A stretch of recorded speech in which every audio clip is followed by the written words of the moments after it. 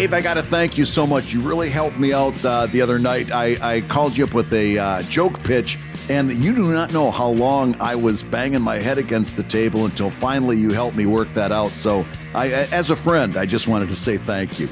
That was fun for me. I remember that you were like, "What is that noise going on in the background?" And I go, "Oh, it's my fountain. I have my fountain on."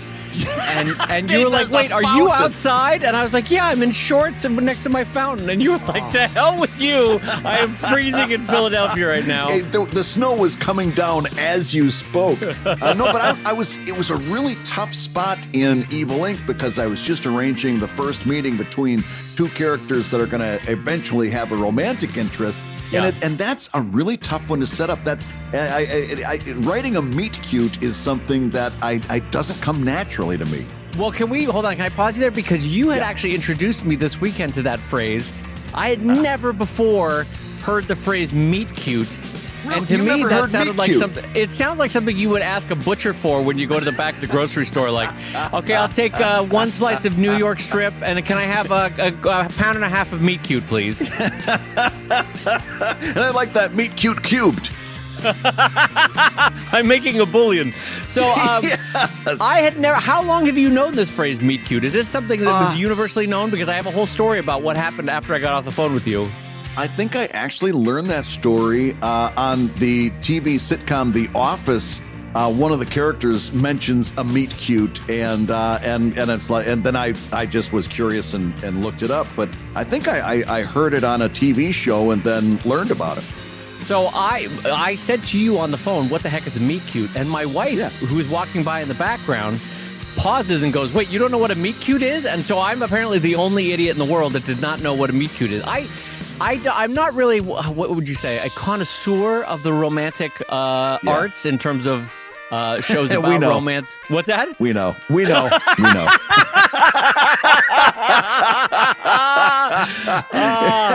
Brad, it's a miracle my children exist. So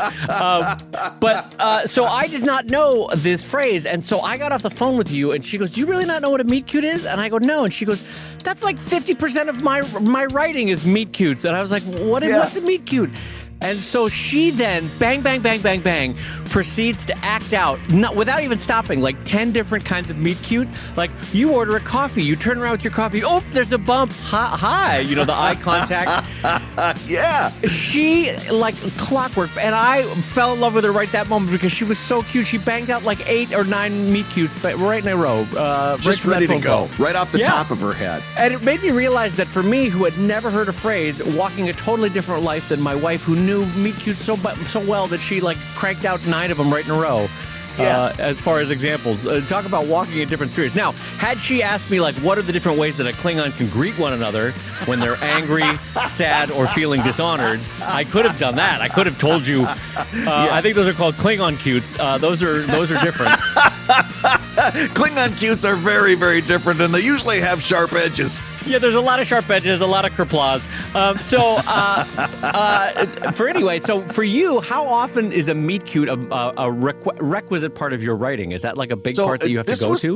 I think this was the first one that I really wrote where I sat down and said, this has got to be a meet cute. Because as I've said on the show, in the last couple of years, I've started to kind of reevaluate what I'm writing, right, and come to the realization, and maybe the last one in the room to realize it, that I was writing a romantic comedy. And so once I started realizing that Evil Inc. has always been about the relationships. There's not a lot of fighting, and people don't use their superhero powers a lot in Evil Inc. It's really about the relationships. And it finally, what did I start that comic in 2005? It finally sunk in that what I'm doing is a romantic comedy. So when this section came up, it was like, oh, I know what this is now, and I've got to handle it in a kind of a different way. And as a matter of fact, when we get off the phone, we're in fact maybe on Writer's Room, we got to go into it again because I'm 2 panels short of the next section I need, and I've been banging my head against the wall. So we're gonna do Meet Cute Part 2 later on today. Meet Cute Part 2, the cutening. All right, so that's well, I'm happy to jump in on that one. And on that note, my friends, I'm going to say hello, everybody, and welcome to ComicLab, the show about meet cutes and making comics. And meet cuting a living from comics. I'm Brad Geiger, the editor of webcomics.com and the creator of Evil Inc. And I'm his meet cute Dave Kellett, cartoonist of Drive and Sheldon and co-director of Stripped. And this week's Hour of Comics Advice is made possible by your support at patreon.com/comiclab. So Dave, let's talk comics. Let's talk comics, my friend. Let's jump right into it. We got to be a hugely supportive shout out to our sponsors for this week, Bonjoro at bonjoro.com. I said it last week, but I want to talk a little bit about Bonjoro in this sense. As a cartoonist, the way that you and I, Brad, interact with the world is often through either obviously through our comics, 80-90% through our comics. And then the rest is social media tweets and blog posts and all this sort of stuff. But there is something uniquely wonderful, and I see it in the responses that I get to my Bonjuros, that this is one of the most effective things I do. And I actually compare it, Brad, to when I go to a comics convention and someone walks up nervous, having wanted to meet me for 10 years, and they finally got to whatever it is, the Phoenix Comic-Con, the Dallas Comic-Con, whatever the one that they finally got to, and they're like, I'm so excited to meet you. Like, when I send them a Bonjoro, the reactions that people get, and the ones that we send, Brad, for ComicLab, the reactions are amazing. They're over the top. Like, you sent me a personalized video message. This is awesome. This is really, really cool. The emotion is palpable. And I talk about this in my storytelling class semester after semester. There is a power that goes back to the oral nature of who we are as human beings. Mm-hmm. We come out learning how to speak. We don't come out trying to learn how to write. We come out trying to speak. And there is a palpable power behind saying somebody's name and somebody hearing their name said. And I'll tell you exactly how this sunk in for this guy who's already told you how slow he is. I was not super keen on Bonjoro at first. I was kind of taking a standoffish attitude. And we I maybe even mentioned him during the show. One of the Bonjoro folks sent me a Bonjoro and said, hey, Brad, I just wanted to let you know we heard you talking about us on the show, and we hope everything's going right. And if you have any questions, just let us know. You flutter instantly, is that what it was? When this guy said my name, when he said my name, immediately I signed up for Bonjoro, because in that moment, I got it. It's like, oh my gosh, this guy is talking to me. And at that moment, I felt like special. Right, and so that's why we are happy to have Bonjoro as sponsors, because we literally use them week in and week out. And here's what I've done. So for the cartoonists that are interested in, I have hooked up my Patreon accounts, for which I have ComicLab, Drive, and Sheldon, 3 different Patreon accounts, all hooked up to my Patreon. I have my eBay original art sales. Whenever I sell original art on eBay, that's hooked up to Bonjoro. I have my store sales, my Shopify store sales, that's hooked up to Bonjoro, and then my original art sales for my comic shop. So anytime anybody makes a transaction with Dave Kellett in any one of 5 spheres, I immediately get a little note that says, hey, so-and-so has bought a book from you, bought original from you, joined you as a patron. And then I can immediately turn around in my studio. I have a nice little camera angle where I have nice natural light coming in, and I can go boink. Hey, Brad Geiger, it's Dave Kellett in the studio, and I'm so excited to welcome you aboard Patreon. This is really, it means the world to me as a cartoonist. Thank you, thank you. Let me talk you through a couple of key things about Patreon. If you have any questions, you can email me. But in the meantime, thank you for being awesome. And boop, right, it sends it. It took me all of a minute and a half, but like we said before, it's that personal touch that really means something to people. Absolutely. Now, if you want to sign up for Bonjoro, you can sign up and get a free trial right away. That's bonjoro.com.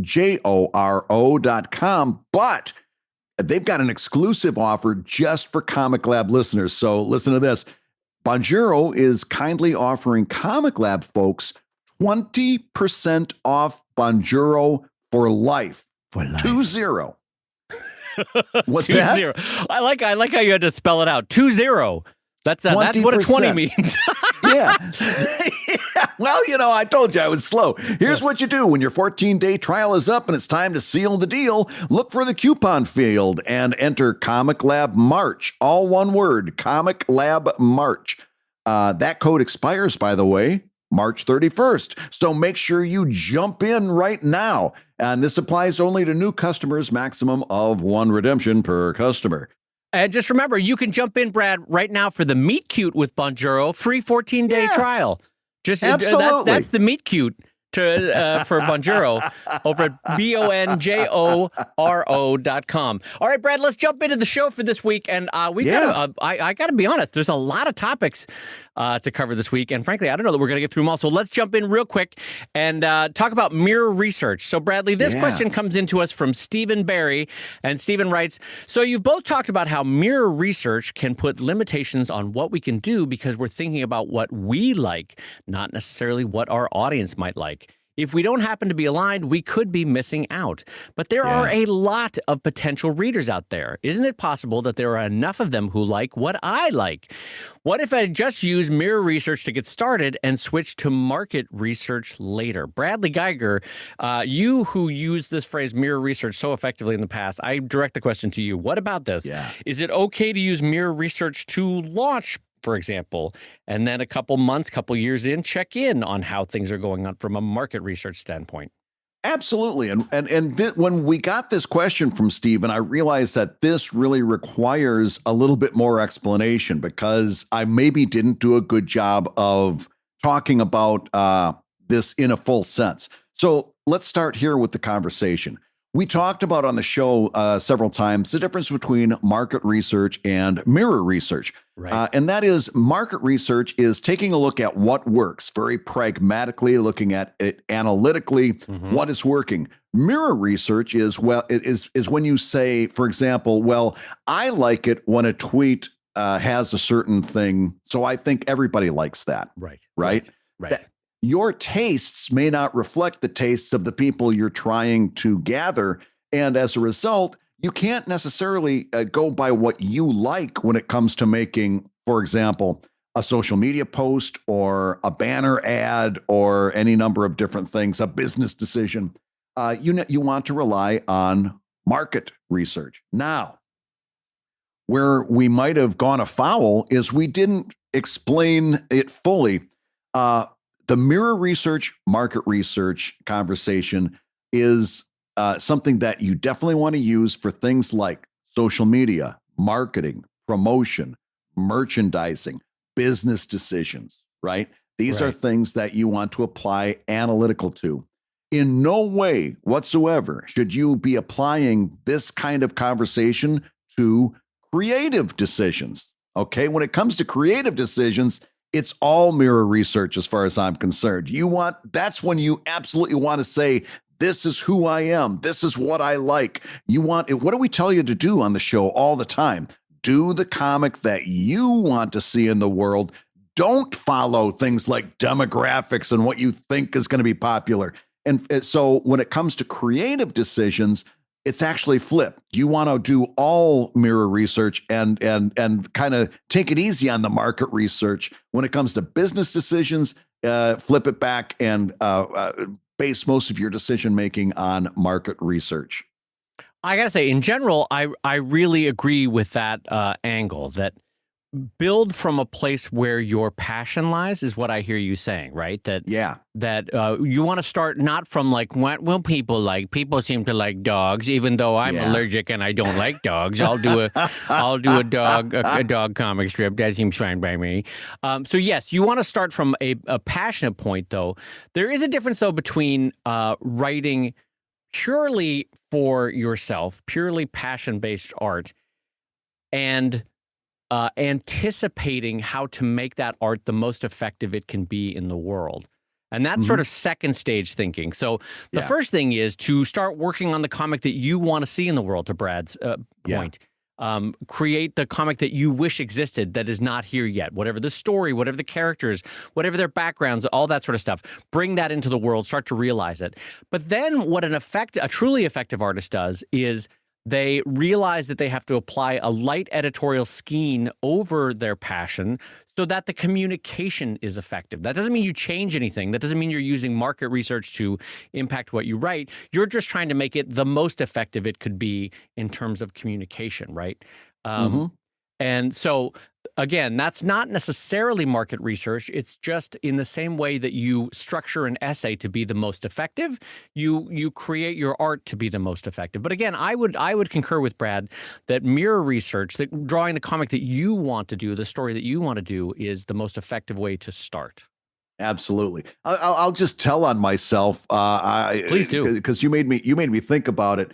I was a prime example of how ham-handed using market research can be when you're making a creative decision. Okay. So I, in fact, probably standing next to Dave at San Diego Comic-Con way back in like 2004, 2005, and seeing all this pug stuff going over so well, I thought to myself, I need to have a dog in my comic because clearly it's very popular. People just respond to these dogs. And as we've covered on the show, I am not a pet person. I'm not a dog person. I'm not a cat person. I'm not a pet person at all. I don't have that gene. You see Brad near my dog, for example, and you realize how little joy Brad has in his heart. Just so little love and so little joy in his heart that he's like, hello, creature. You seem to be existing. It's not that I don't like them. I don't have that reaction that you have when your voice goes 3 octaves up and you say, hello, sweetie, moochie, watchie, papa, and you start talking baby talk. That is me. What's funny about the way you said that, it's not that I don't like them. I just wish he didn't exist or didn't exist anywhere near me. I just wish that dog would go away. If I could wish it away into the cornfield, I would. I love that reference, by the way. But what happened was Johnny No Pets over here tried to put a dog into his comic. And of course, because it's me, it couldn't be just a dog. It was, you know how in sci-fi movies they have like the brain inside of a jar? Yes. Well, I had a brain inside of a jar that was attached to the top of a dog's head. And it became a character, but there was whatever it is that Dave puts into a comic about pugs, whatever that internal emotion is that gives it that creative spark that people respond to, was completely not there for my dog. It was just, it was a 4-legged character in Evil Inc. Everybody else had 2. This one just happened to have 4. Well, listen, I'll tell on myself as well, and this continues on the theme with Meet Cute. You may have noticed, Brad, or readers of Drive, they're all adults on a sci-fi ship. That's a great opportunity to write relationships and romance and stuff like that. Yeah. If I had characters that were structured for that. I don't. I actively avoid because it's just not something I care about. I don't care about relationships. I know that makes me sound so cold, but I just don't care. People are smooching? Nah, not for me. I could care less. Let's get to another space battle. Let's talk about the politics of this alien species. I could care less. I just realized what my Drive story is going to be now. It's going to be a Meet Cute. And it's going to sell through the roof. People are going to be like, oh, man, I've been jonesing for a Meet Cute and Drive. Oh, wow, this is great. But it's the thing is, we're at an age now where it's good to know. Like like you with a dog, I tried it. I tried to write relationships. I wasn't good at it because my brain doesn't do enough cycles on thinking about relationships and how people lead up to smooching. I could care less. It's just a whole aspect of my personality that is just not there. It's absent. I was like, I just don't care, and I don't watch romantic comedies, and I don't. In fact, I actively avoid them, and I don't care about dating shows. So all of that part of me, like you with a dog, is just dead inside. And so I don't write to it. I've learned in my 40s, just don't write to that because it's not what my interest is, you know? Yeah. I mean, you can't even talk about physical contact without using a cartoon word. You can't say kissing. You got to say smooching. Brad, right? Don't get obscene on the show. We're gonna do. We're gonna do this cheeks. As a special. Red as a rose right now. Red as a rose because you're using these. You know what I'm gonna do? We're gonna do this for a Patreon special. I'm gonna come up with a list of words that you just have to say. You just have to say them out loud, and we're just gonna watch you get redder and redder. Oh my God! Can you imagine? Because we all know what Brad produces and what I produce, and I get the episodes where we have to talk about it. I'm like, I'm a little flop sweat. I don't want to talk about this. I don't want to talk about any of this. We've got to space out are not safe for work conversations. Dave needs a little bit of time to recoil. You guys should see the amount of ice waters I have to have in the recording studio for when we talk about that. I'm a little parched. my throat drying out. And only one of them gets drunk. The other ones get dumped. I just keep my feet in 2 buckets of ice water. Oh, no. We're talking about not suitable for work again. Oh, God. Oh, here we go. So to get back to the question, though, I mean, obviously you write to what your passion is, what your truths are. Yeah. And the great thing about the time that we are living in is that if you had grown up in the 50s or 60s, you had to draw and write one of maybe 10 types of comics.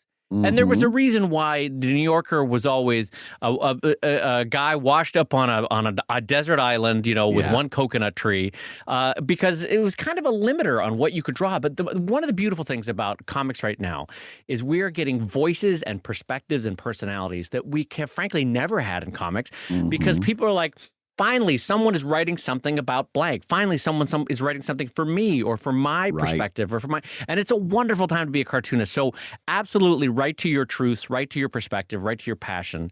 Then as you develop it, that's when the market research comes in, when you start thinking about books or when you start thinking about website design or when you start thinking about products you can bring into the world. Absolutely. So, Dave, as long as we're talking about market research, you've been doing evidently some market research that I wanted to talk about on the show. I see you on Twitter. You're talking about this new thing called Clubhouse, and I don't know why I don't know anything about Clubhouse. What do you know that I don't know? Well, the only reason I know it well is that my wonderful wife has been sort of sending the ladder back down by using Clubhouse, right? So she is a television writer and producer and showrunner, as we all know.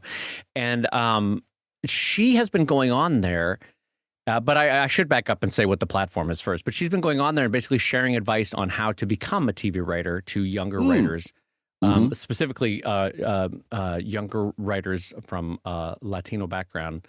Latinx background. And she's been very kind and very effective about it. But so to me, what Clubhouse is you sign up and you get the Brad Geiger account and you can jump into different public meetings and they're all audio. There's no visuals to it. Okay. It's sort of, think of it like a Zoom meeting where there is no visuals, right? That's what it is. It could be 10 people. It could be 100 people. It could be 1,000 people. I don't remember what the upper limit of what a Clubhouse is, but let's just say that it's 1,000. And usually there is a moderator or two and then some panelists.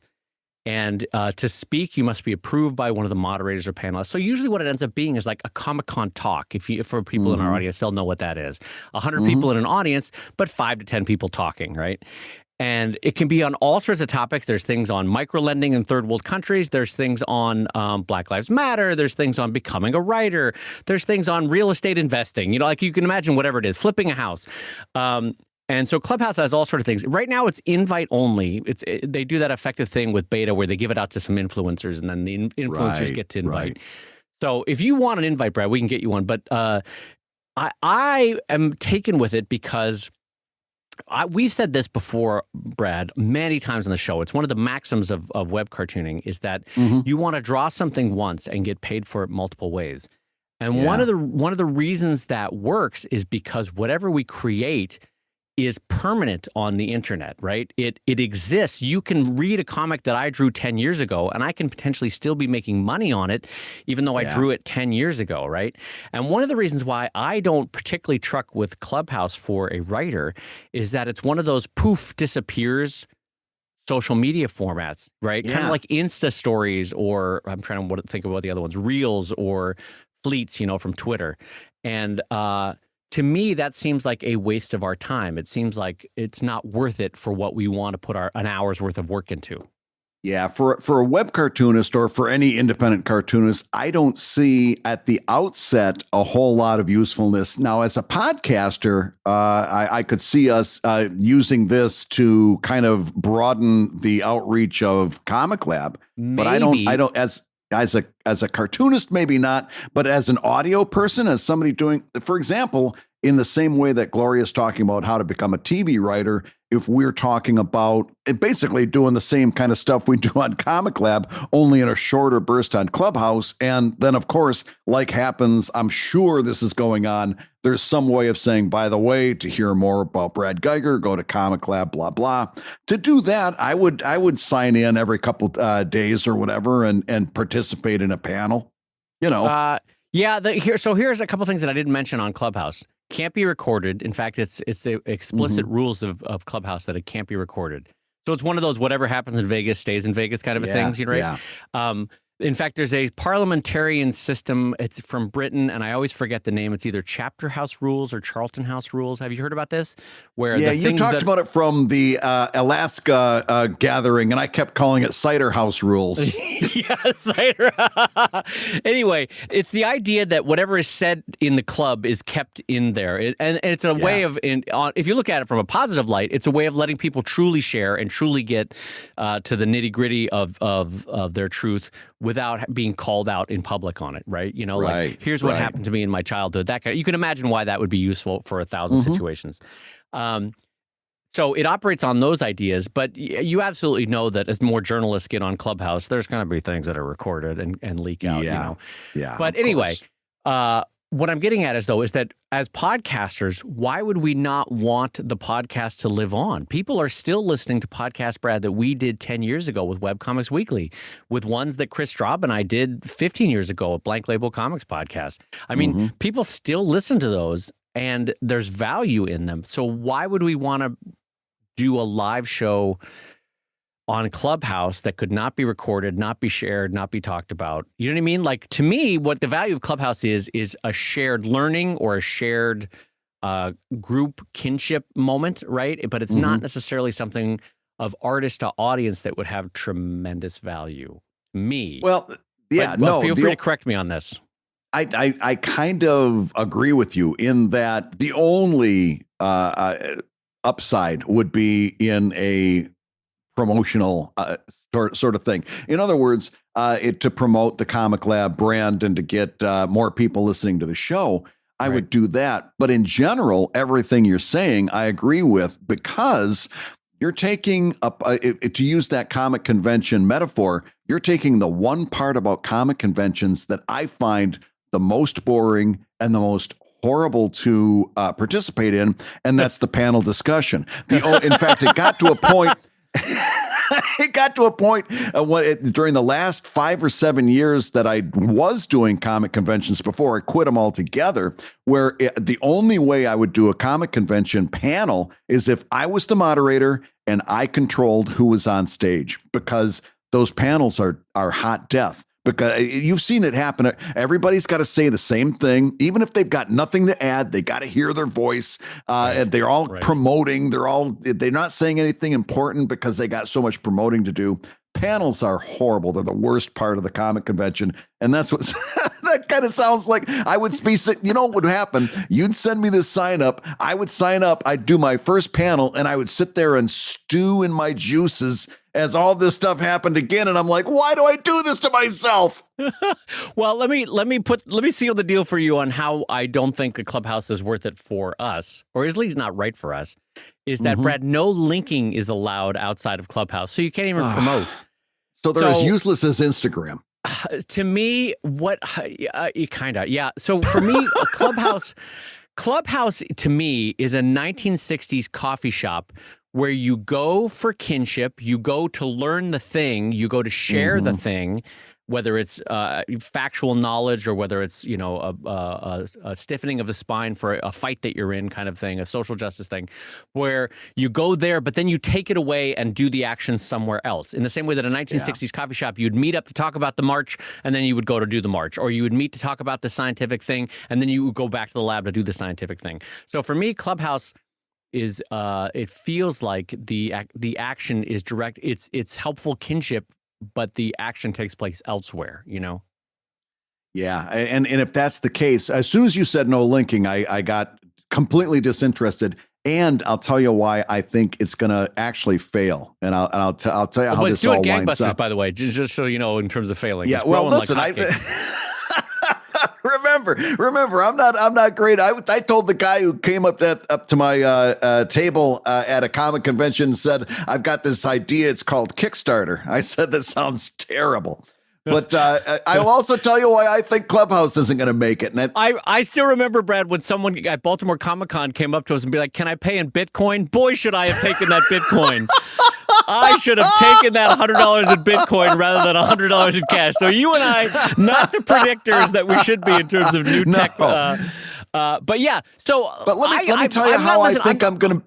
I'm not poo-pooing the existence of Clubhouse. I'm just saying I don't think it's right for us, which I think is a version of what you were about to say, right? That it's not that we're predicting its demise. We're predicting that it's not particularly useful for us. That's a useful way of rephrasing what I was going to say. Yeah, I'm not saying it's going to be horrible. But here's the problem that I foresee.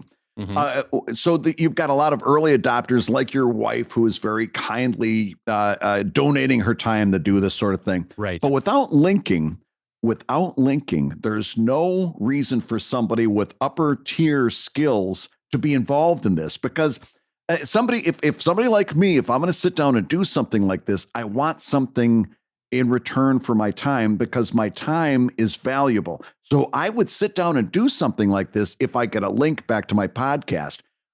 But I don't have enough spare time to do this if it doesn't have ROI, a return on investment for my time. As a result, you're going to see a lot of upper tier people very quickly find something else to do with their time. Right. And you're going to have a lot of people giving advice on this kind of a platform. And by the way, if you need a example of what I'm talking about, go to any Facebook group for web cartoonists, and you'll see people giving advice who have no business giving advice, and giving terrible advice, by the way. That's what's going to happen on Clubhouse, because you're only going to have people who don't have anything else better to do. I see what you're saying. Yeah, they've got plenty of time. Yeah, I think you're right. For one thing, I did a pretty extensive search on Clubhouse, and I only found about 2 or 3 cartoonists that you or I would know. It seems to be mostly in the tech and acting and writing and directing worlds that I could see in terms of artists that I know. But I think you're right. I think there will be, right now it's also the novelty of most people are still quarantining. Most people are still at home. They're craving human contact of some sort. Not me, but most other people are craving. I was going to say contact. Me either. not old cold-hearted Dave over here, happy to be by the house by himself with his family. But most people are craving human contact, and so I think that's what this is representing. But I think the novelty will wear off when they realize, oh, I would rather be with someone than or actually working than sharing this thing that I can't get any link juice out of. And here's the thing. Someone asked me, I think it was Abby on our Discord servers forward at patreon.com/ComicLab. Abby had asked me, well, Dave, you've in the past done Twitch live streams where you show your drawing. Why would you consider doing that and not doing Clubhouse? And it's a great question, but here to me was the difference. I am already producing that comic. That comic is going to be drawn, and it is a permanent bit of art for my archives. It's no trouble at all to turn on a camera occasionally and just aim it at my drawing board, right? And so for me, it's not like I am going to do Clubhouse right now. It was, I am drawing a cartoon, and look, I've turned on a camera. No big deal, right? It was just a value add, basically. So it wasn't. All of this to say, Brad, is that by all means, go check out Clubhouse if you get an invite and you're interested in it or intrigued by it. I think it's great for the sort of coffee house discussions and sort of Comic-Con panelist type talks that you might hope for and miss. But it's not great necessarily to build your business, to build your art career. Hey, if you're listening while you work, take a minute to stand and stretch. And while you're doing that, we're going to tell you why you should join us on Patreon. When you do, you're going to get hours and hours of podcasts that we recorded just for backers. And exclusive Patreon posts that go even deeper on ComicLab topics. And access to our exclusive Discord server, which is a thriving community of professional cartoonists. So you can support the show you love and get tons of actionable resources for your own cartooning. And listen, if you can't swing a pledge this month, we get it. No worries. Yeah, listen, you can still support the show by rating us wherever you get your podcasts. Just leave a 5-star review and a few kind words. That, along with mentions on social media, is incredibly helpful. Now, everybody, let's talk comics. You know what, Brad? I actually had one more thought about the mirror market research that just popped into my head that I want to swing back around on. And I know we're past that topic, so I'll keep it short. But have you ever seen when someone on social media goes, "Hey, gang, just checking in. What character are you enjoying most from the comic, or what storyline do you want me to focus more on for the future comics?" And I have myself done this. That's why I'm not being too judgy about this. Right. I myself are like, well, hey, what characters are you enjoying? Or hey, what storyline would you like to see more of? Right. And admittedly, that is going out for market research. But I will be honest, and maybe it's only fair to speak for me. When I do that, when I've done that in the past, I don't do it anymore. But when I've done that in the past, it's most commonly a sign that I am lost, that I'm not feeling passionate about what I want to write about. So I'm like, hey, anybody who has fun ideas that they want to share with your old pal Dave, don't you think? Yeah. Yeah, well, and that's why, that's part of the reason in the past I've said never listen to a reader, but always listen to your readers. Right. For the same reason I say that, I really do not suggest doing what you're talking about, where it's like, hey, what do you want to see from Evil Inc? And I'll do it. Listen, what I keep coming back to is if those people knew how to write a comic, you'd be reading their comic. Absolutely.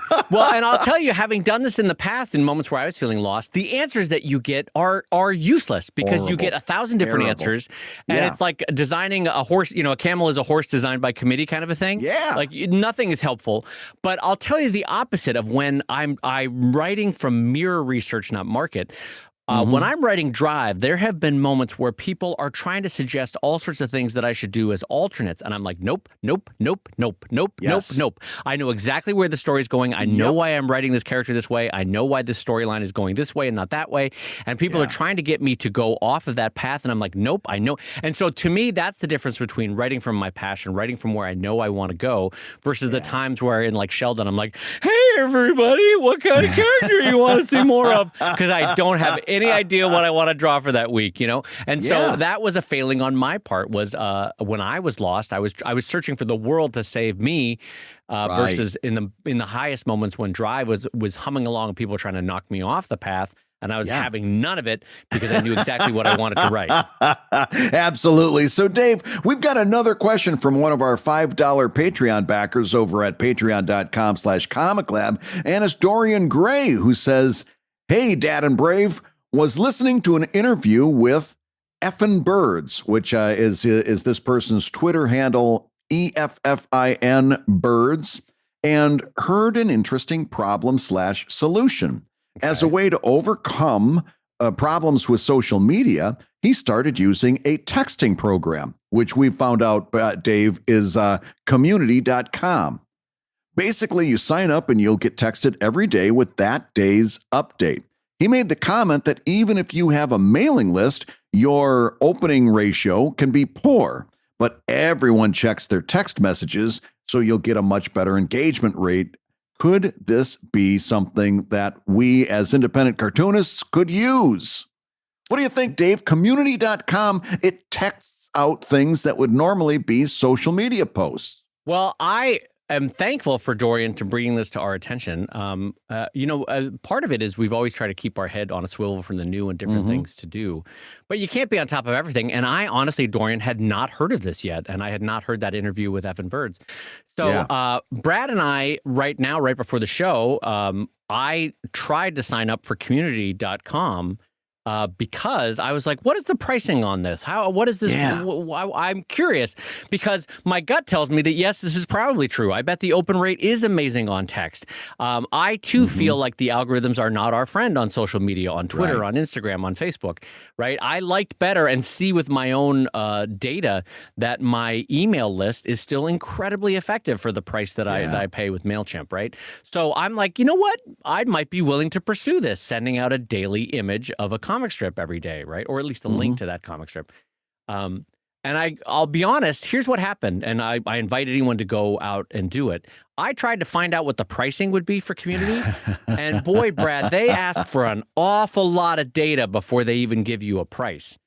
And the pricing is not on the website at all. You can't find out. You just can't click a link and see what the pricing is. You've got to sign up and give them all kinds of information first before they're even going to talk to you about pricing, right?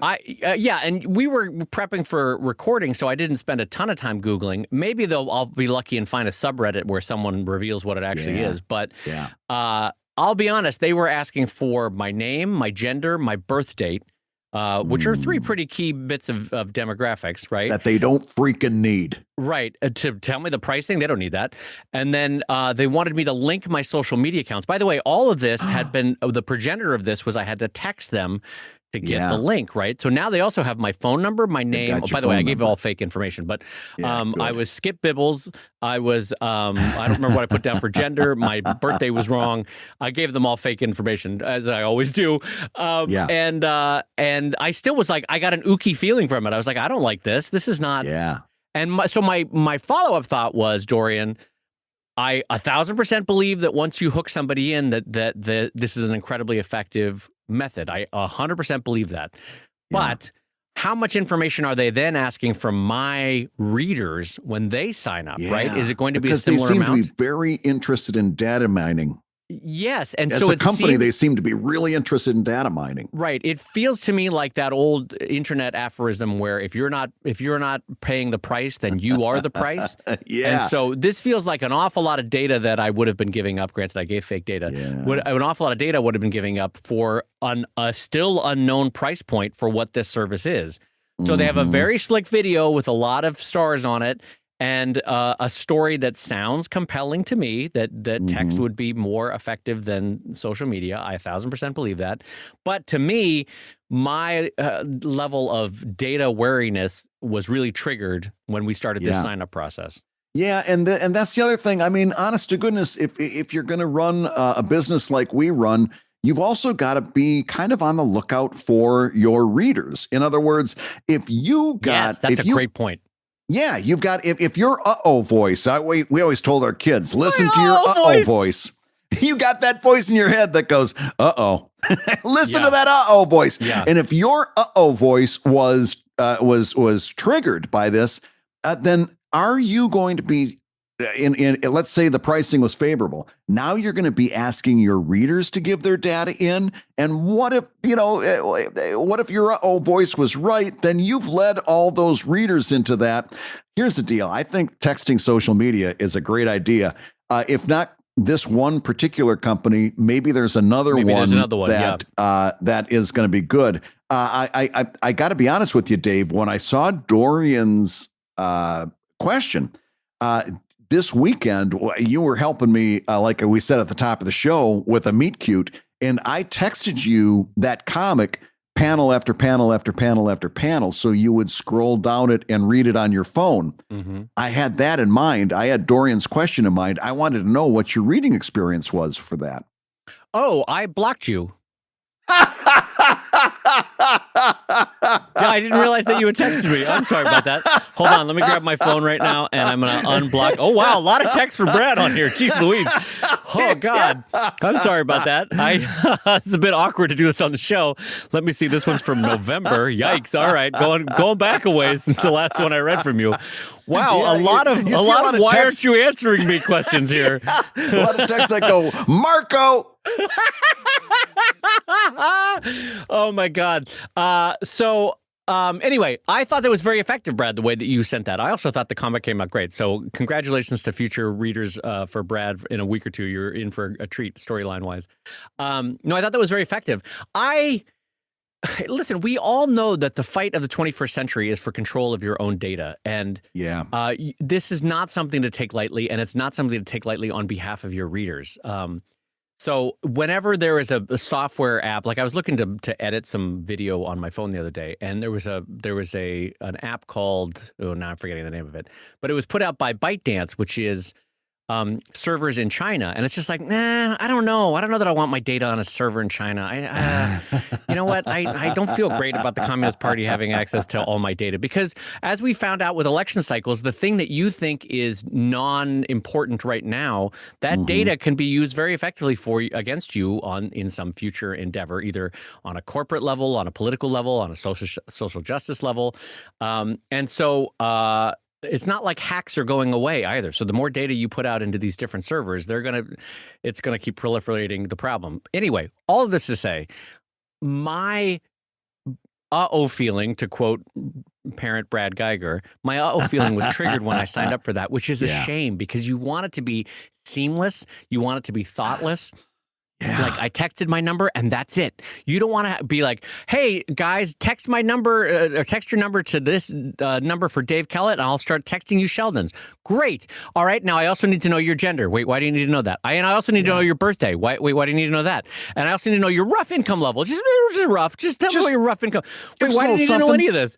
And by the way, I'm not asking that. This company is asking that. So it tells you all you need to know about like what they're doing with that data. They're obviously selling that on. They're obviously grouping your data with other thing where you can be, they take the anonymized data from this source, and then they link you up for advertisers and stuff. So anyway, my level of like yikes kind of like got triggered on this. So even though Dorian, both Brad and I were like intrigued by this idea, I would love to see another service where I am paying for the service so that I am not having to ask people for data or ask me for data. I would rather pay than let me be the service, if you know what I mean. As a rule of thumb, anytime you're doing business with somebody that hides their pricing, probably somebody else you could be doing business with. Oh my God! I don't like a red flag. How many people do you see hiding their pricing? Every other place we've done, I can't think of another a service I've signed up for that hid their pricing. It's usually I can find it somewhere on the site. It's like business 101. It's like going on a first date, Brad. Speaking of meet cutes, and they're like, "So what do you do for a living?" Oh, I can't tell you that. Yeah. Well, wait, what? Why are you a hitman? Why wouldn't you tell me what you do for a living? Like, there's just basics of interaction. Like, hey, do you want to buy this microphone off of Google? That's a $100 microphone. All right, great, done. Oh, you want to buy this microphone? Well, give us a bunch of data first, and then we'll tell you how much this microphone costs. What is this all about? Why? And so, if your flags are going up, all of which to say, Dorian, we like the idea. We think the idea is effective. We're going to keep an eye out for other companies that are a little more transparent in their prices and a little bit less grabby with their data requests, because this one sounds a little bit like trouble to me. All right, so Bradley J, let's head on to the next topic here on the old patreon.com/ComicLab, and this one is about webcomics versus webcomics.com versus ComicLab. And as everyone knows, Brad edits the very great resource for the internet called webcomics.com. He has been working on that for probably the better part of 10 years, I'm guessing, Brad? Yep, 10 years. I'm glad that, Brad, that you held up two hands with 5 fingers extended on each to let me know that that's what 10 was. I said the word 10, and Brad's hands went up after I said the word 10. So that's I didn't ask you how much 10 is, Brad, and you like hold your hands out. Well, no, when knowing that I had achieved a 10-year milestone, I was looking for a high five. It felt like when, I'm asking Brad, and how many years do you have? And he holds up 3 fingers, that kind of thing.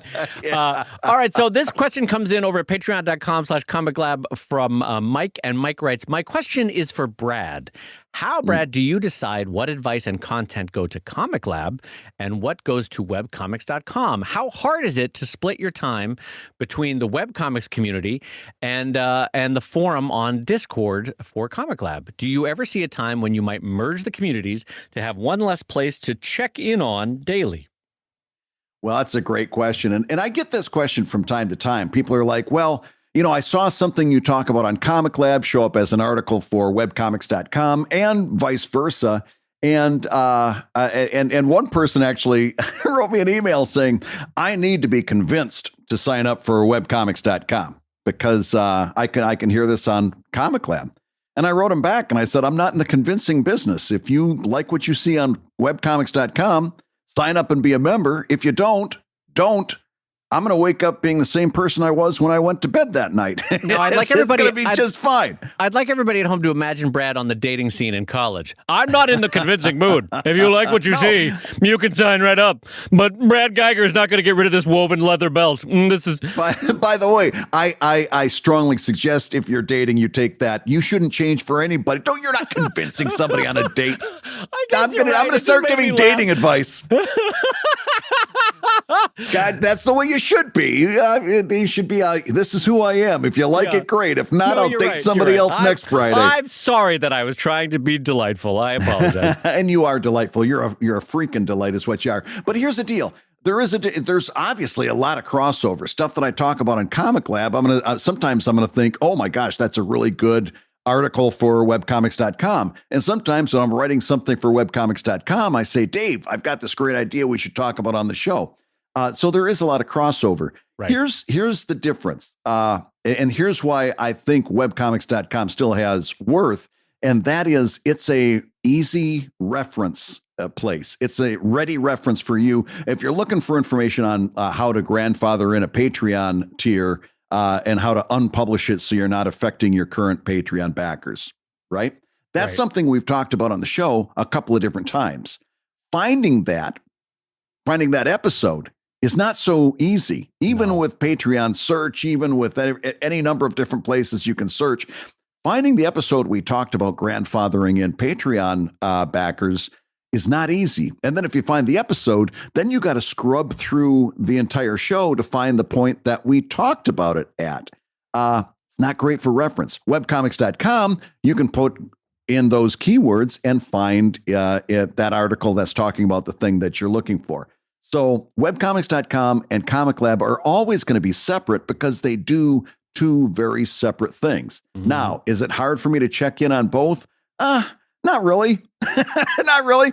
I'm immersed in comics as it is. So I like doing this. I like talking comics. I like going in and putting things together for webcomics.com. And I like checking in on the ComicLab Discord server. Mm-hmm. Will there ever be a time that I merge the two? Nah, that's not going to happen because they're two very different things and they serve two very different purposes. Well, yeah, and they're also, I will say this because I'm about to launch into praise for webcomics.com. They're separated financially, too. Brad and I are contractualized with ComicLab. This is a joint production or joint product, whereas webcomics.com is Brad's solo project. And I say that because I'm about to say that webcomics.com is an incredible resource. And there's 10 years worth of archives and pro tips and insightful thoughts and guided commentary about how you should be constructing your art and your business online at webcomics.com. It's all searchable. And so I say that as someone who has zero involvement and has never seen a dime, even though, boy, what am I owed for all the gems that I've added, as a friend to Brad's brain. It would be hard to count. Right. So I want that check for $3.36 sent right away. No, all I'm saying is that the praise is genuine because I have no financial or work involvement with it. Is that Brad? It's an incredible resource, and you should absolutely check it out. Now, I will say, unlike Brad, it is the constant bane of my existence how many places I have to check for comments. Yeah. And I wish there was a service that I literally could pay for to do it. And I'll tell you why. And this is a very, I don't know what kind of problem to describe this as. This is a problem of success in a way, because I've had 14 or 15 Kickstarters that went. I have 3 Patreons that are going concerns. I have 2 websites with comments enabled.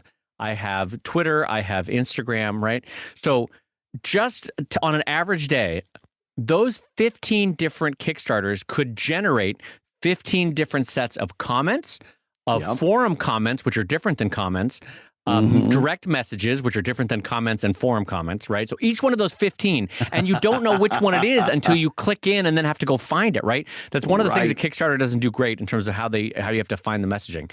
So that's that. Every Instagram post that I've ever made could generate comments. Granted, only the new ones tend to get it. But then you can also get instant messages. Twitter can have comments and replies, but you can also get instant messages. Emails, obviously, you can get in. Text messages, obviously. All these different sources, and it is a lot for a cartoonist who wants to be creating to have to check in on all the time. I wish there was a paid service where it was like a clearinghouse of here are all the places that got messages today. You could quickly review them. Oh, and then Patreon posts. All the different Patreon posts have a lot of comments, especially Drive, which is a super active Patreon community, and ComicLab, actually, where I have to chime in all the time, both from messages, direct messages and forum post replies, and it's a lot. It's a lot, Brad. I know that's very little first world problem kind of thing, but it's like it takes a toll on your time to have to hunt down and reply to all those different places. Yep, you're right. That'd be the next great app, is if they had somebody develop exactly something like that, so that you could just do it in one place.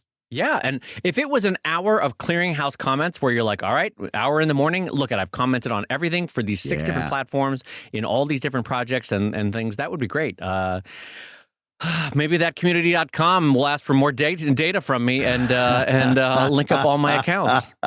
Absolutely. So, Dave, we've got time for another Patreon question. This one comes in from Susan Marks. And Susan, by the way, speaking of the Discord channel, Susan started a channel over at under the ComicLab server that is the Clip Studio Paint Boot Camp. And I've been following that with pleasure. So much great information there by a lot of people who are sharing things that they know, and people asking questions and getting help.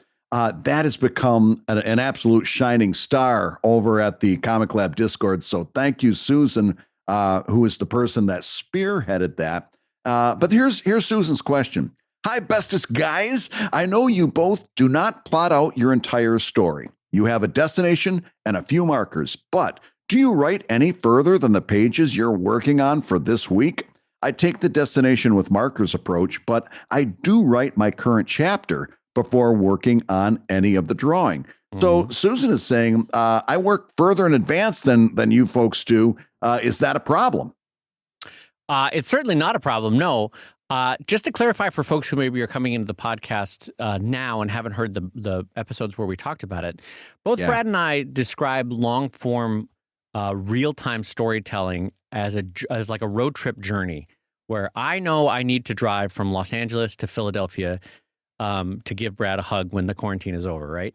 Yes. So that's my story, right? I'm going to end up in Philadelphia and give Brad a hug. But I don't plan every gas station that I'm going to stop at. I don't plan every supermarket that I walk in to refresh my ice for my cooler in the car. What I do is I say, okay, first night I'm going to stop somewhere around Phoenix. Second night I'm going to stop somewhere around Chicago. Third night I'm going to stop somewhere around Western PA. Fourth day I'll be in Philadelphia. By the way, that was a fast drive across the U.S. It certainly was. Yeah. One time, Brad, I got to tell you the story about how I drove all the way from Washington D.C. to Flagstaff, Arizona in like 28 hours. There were 4 of us taking shifts driving the van, and oh my God, to get across the entire U.S. and we're not even the whole U.S. by the way, we only got to Flagstaff, but it was a drive. I have a great story for that, but we'll save that for a different day. Anyway, what I'm saying is we've talked about how as storytellers who are telling a story in real time versus a novelist who is submitting a fully realized and complete novel to their editor, we are writing in real time. So we don't write all the future pages, obviously. We just write the sort of the sort of markers, the sort of mini destinations that we'll hit along the way. And then we figure it out as we get closer to that mini destination, what the pages are, what the flow is, what the storyline punches are. Right, Brad? Yeah. Brad, awake for the podcast. That's great. I apparently put Brad to sleep there. Your voice sounded like you had more to say. It was just great. Right, Brad? We could agree to that? Yeah. Yeah. I was transfixed. You had me under your spell. Sorry to stir you from your slumber over there. Yeah, tell me more about your road trip.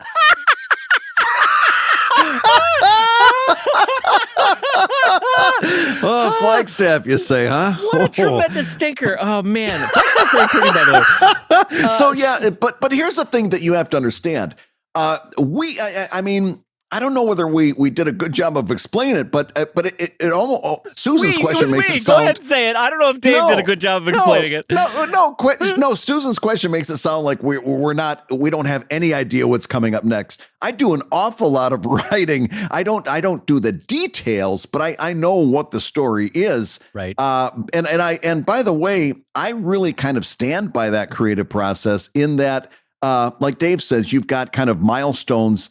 The important thing isn't getting to that next milestone in the most efficient way. It's getting there in the most creative way. And the most right. You've got to find the best way to get there creatively. Now, what Susan is saying is, hey, I write entire chapters and then I start working. And to that, I say, Susan, fantastic. That's how you work. Great. Yeah, that's wonderful. That's yeah. I think that's wonderful, especially if I do have to throw this in, especially if you're writing that entire chapter, leaving it sit for a little while, and then coming back and rewriting it and kind of using that time that you've got to refine it, to improve it, to find places that aren't working. That's a fantastic way to do it. So if you're looking for a little boost, or if you're looking for am I doing this right? Yeah, you're doing it right. There's lots of different ways to write. This is kind of something that Dave and I advocate.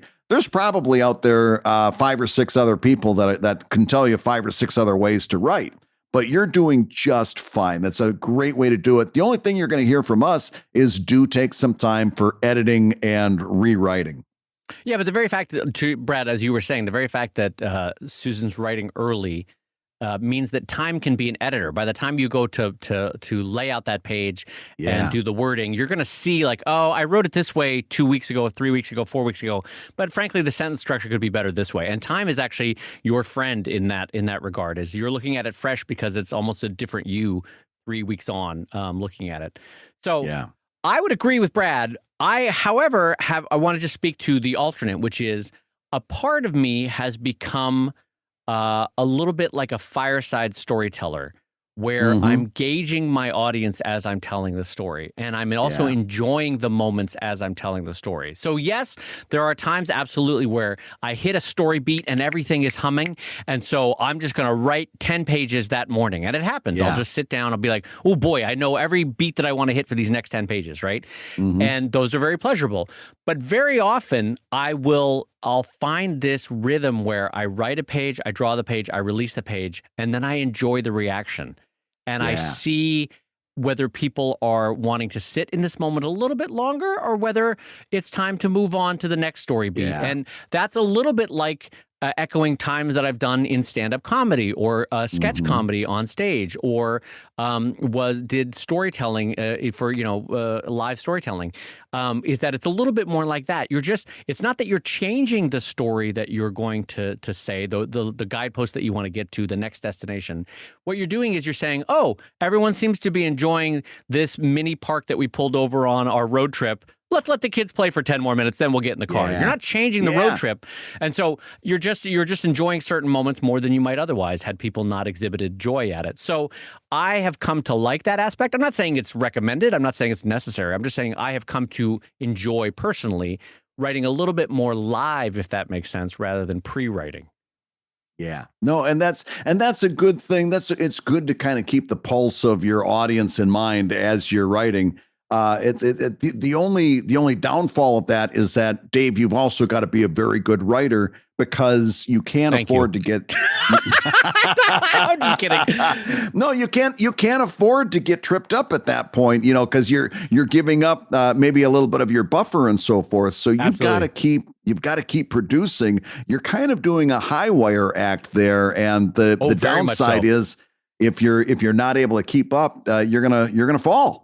And I will be honest that here's the downside. In terms of being a high wire act to do it that tight, every 50th page or so, there's a yikes! How do I wrote myself into a corner? I've got to get out of this. Now what do I do? Oh yeah, exactly. And now what I do? But I've actually come to enjoy those writing myself out of a corner moments. Anyway.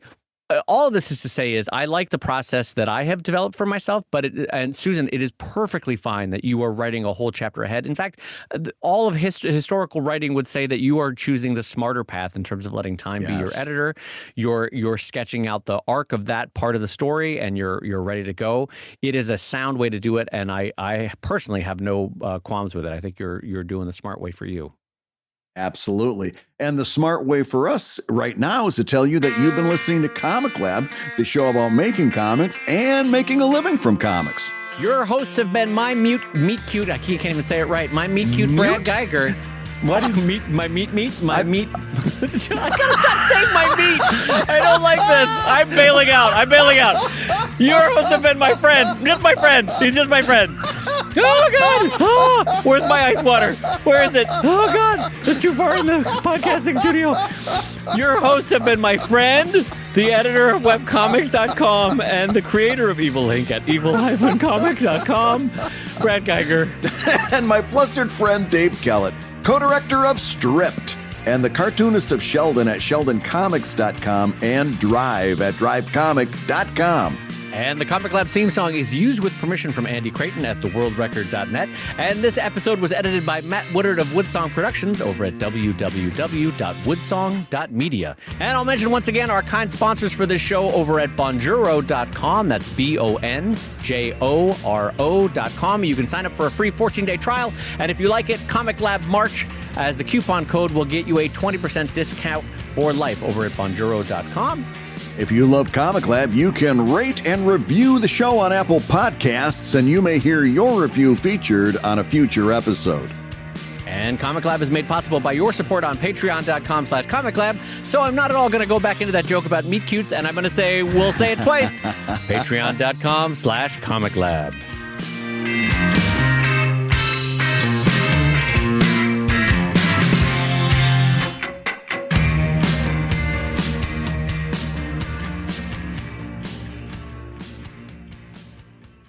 Oh, side note, Brad, did you send me that mailing address that I asked you for? Oh, yeah. I texted it to you. Now I have to unblock you.